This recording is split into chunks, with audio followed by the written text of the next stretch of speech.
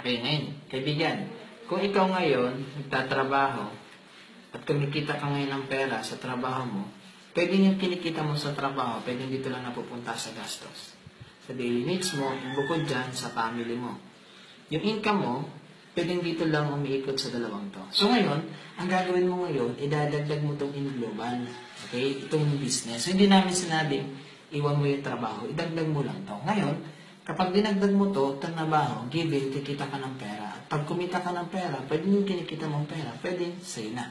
Ngayon, kapag ikaw may pera ka, maganda dyan, mabibili mo yung mga gusto mo sa buhay. Which is minsan, pag nagtatrabaho, di mo siya mabili kasi nga yung kinikita mo, kulang.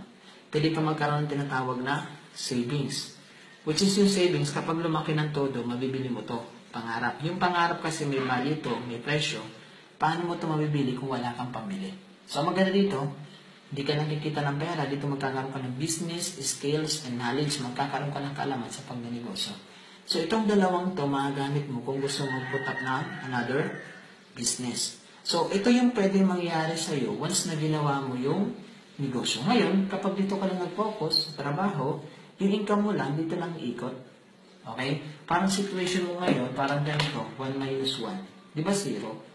Pwedeng source of income mo lang ngayon, isa. Pag nawala ka ng trabaho, natapos yung kontrata mo, bokya ka, 0 ka. Ito yung buhay ko dati, ikot-ikot, apply, trabaho, indo, apply, trabaho, indo. Which malaya ko, tumatanda na pala ako, wala pala akong stable job. So ngayon, ang gawin mo, 2 minus 1. Di ba 1? Dalawang source of income mo, nagtatrabaho ka ngayon, nagde-negosyo. Ngayon, matapos mang kontrata mo dyan, meron kang tirang isang negosyo na pwede ka kumita ng malaking pera. So, kailangan nyo po gawin ngayon ng another source of income. Sabi nga, huwag ka po mag-depend sa single income. So, kailangan mong gawin ngayon, ito lang po, itry nyo lang po, subukan mo lang. Sabi nga, paano mo malalaman isang ulam kung masarap hindi kundi mo titikman? 7 na 8, napakalit ko nito.